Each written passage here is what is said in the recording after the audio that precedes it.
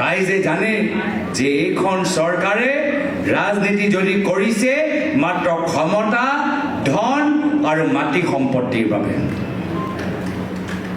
মাত্ৰ ক্ষমতা, ধন আৰু মাটিৰ সম্পত্তিৰ বাবে বিজেপি দলে ৰাজনীতি কৰি আছে।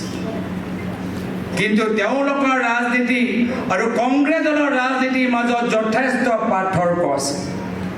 কংগ্ৰেছ দলে ৰাজনীতি ক্ষমতাৰ কাৰণে নহয়, কংগ্ৰেছ দলে ৰাজনীতি অসমৰ ভিতৰত শান্তি, উন্নতি, প্ৰগতি থাকক, আমি তাৰ বাবে আমি ৰাজনীতি কৰোঁ। আজি মণিপুৰত আমি দেখা পাইছোঁ যে মণিপুৰত বিজেপি RSSৰ ৰাজনীতিৰ বাবে আজি মণিপুৰৰ ভিতৰত দুভাগ হৈ গৈছে। ভায়েকৰ ককায়েকৰ মাজত সংঘাত সৃষ্টি হৈছে।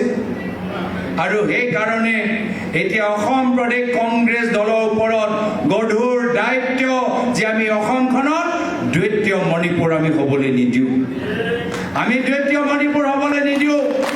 আমালোকৰ মাজত যি ভাতৃত্বৰ ভাৱ, যি সম্প্ৰীতিৰ ভাৱ, যি সমন্বয় ভাৱ, আমি কোনো বাহিৰা শক্তি আমি আমাৰ নিজৰ এই সম্পৰ্কটো আমি ভাঙিবলৈ, চুৰমাৰ হ'বলৈ আমি নিদিওঁ। বিজেপি আৰু RSSৰ চেষ্টা থাকিবই যে কেনেদৰে অসমৰ মানুহৰ মাজত সংঘাত সৃষ্টি কৰা যায়।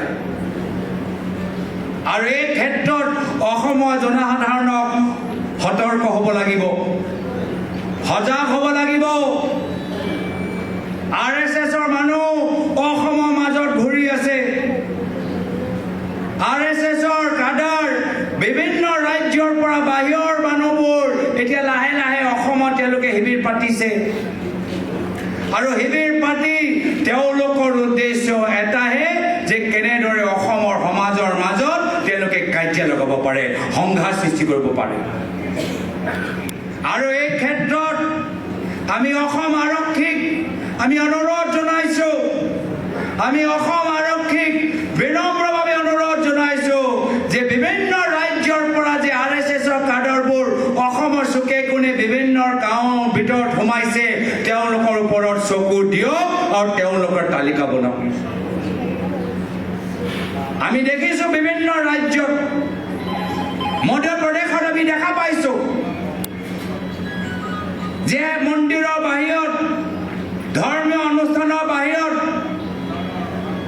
কোনোবা দুষ্টিকাৰী তাত মাংস পেলাই থৈ গৈছে, পুলিচে তদন্ত কৰে, মানুহ ধৰে, মানুহ ওলাই বিজেপিৰ হয়, মানুহ গম পাওঁ RSSৰ মানুহ। এয়া হৈছে তেওঁলোকৰ ৰাজনীতি। ক্ষমতাৰ কাৰণে নিজৰ মন্দিৰৰ আগতে তেওঁলোকৰ প্ৰদূষিত এটা বাতাবৰণ সৃষ্টি কৰিব পাৰে। ক্ষমতাৰ কাৰণে সংঘাত সৃষ্টি কৰিবলৈ হ'লে, বিভাজন সৃষ্টি কৰিবলৈ হ'লে তেওঁলোকে যিকোনো পৰ্যায়লৈ যাব পাৰে। আৰু সেইকাৰণে অসম আৰক্ষীৰ দায়িত্ব, যদি অসমখন ভাল পায়, অসমখনৰ ভিতৰত শান্তি বজাই ৰাখিবলৈ বিচাৰে, সংবিধানৰ মৰ্মে যদি আপোনালোকে কামখিনি কৰিবলৈ বিচাৰে, বাহিৰৰ পৰা যে RSS বজৰং দলৰ মানুহবোৰ সোমাইছে তেওঁলোকৰ ওপৰত চকু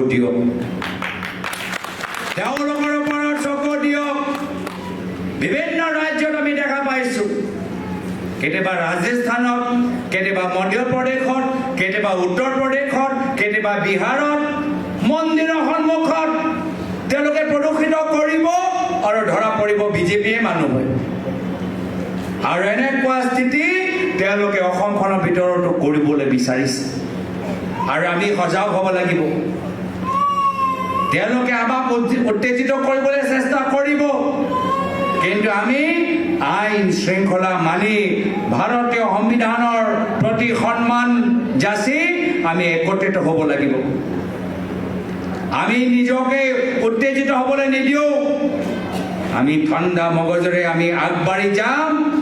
আৰু মই কৈছোঁ, এই তেওঁলোকে যদি ভাবে যে পুলিচৰ ভয় দেখায়, প্ৰশাসনৰ ভয় দেখায়, কংগ্ৰেছ দলৰ কৰ্মীখিনি যদি বহি যাব, ঘৰৰ ভিতৰত আবদ্ধ হৈ থাকিব, পঞ্চায়তত তেওঁলোকে যি কৰিলে আকৌ তেওঁলোকে বিধানসভাত কৰিব, এইবাৰ মই